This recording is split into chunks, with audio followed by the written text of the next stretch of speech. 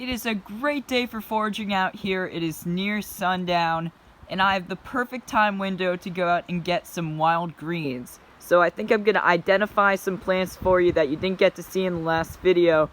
And then I have big plans for this hedge mustard, which you'll find out about later in the video when I come back to cook. But as for now, I will see you guys in the field. This here is a burdock plant. It has a great root that we can use in the fall, but as for the spring to early summer, it's not really great right now. This is a first-year plant. We can tell that because it doesn't have a stem. And if I zoom in, see there is no true stem on that plant.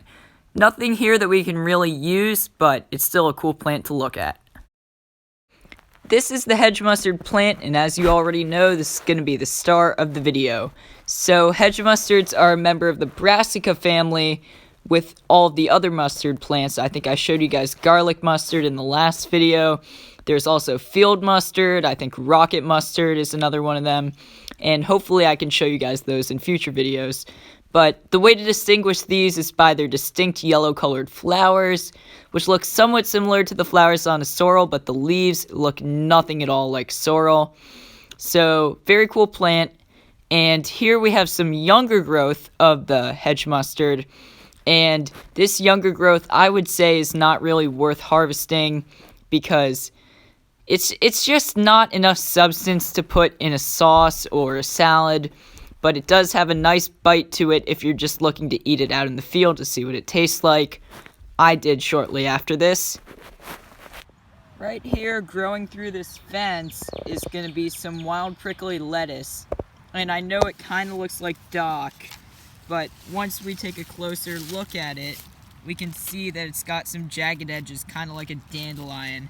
It's actually got some teeth, hence the name prickly lettuce. And if we were to pick this, see that kind of white milky sap on the edge.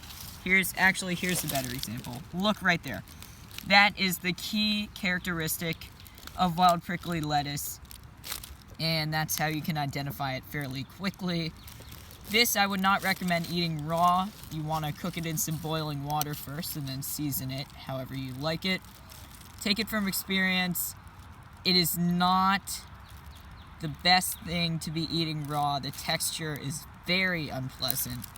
So I'm not going to be using this. This is too much of a hassle in the kitchen and harvesting. But I think what I'm going to do is just stick with the other greens that I've foraged today. So look here, we have an absolute monster of a curly dock plant. You can see how the edges kind of curl up around the stem. And I'm kind of tempted to pick this right now, not going to lie. But I think I'm going to come back in a future video and harvest this. And I'm going to stick with the hedge mustard for this video. Okay, so we are back with some of the wild hedge mustard, and I think I'm going to grind this up into like a chimichurri style sauce. I think that kind of spicy mustardy kick should be a little bit interesting to have in that sauce. But first things first, I really have to wash this well, and then I'm going to start separating the parts that I'm going to use from the parts that can go out in the compost. Okay, now that the washing is done, I'm going to grind this up with 3 cloves of garlic and then mix it in with some olive oil. I think it'll be really interesting to see how this tastes. I'm sure you guys are dying in anticipation right now. So I'm going to get right into some of the cooking, and then we'll have us a wild chimichurri sauce.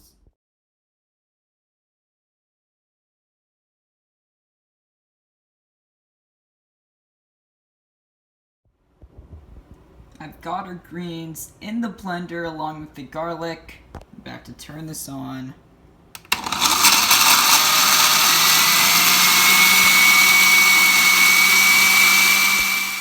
So I added in some olive oil to help facilitate the blending, and it ended up helping a lot. So that's why, even though it's chunky here, it ended up like this consistency, which was far smoother. And I'm just mixing in some of the more unblended elements of the sauce so that it can be more cohesive as a texture.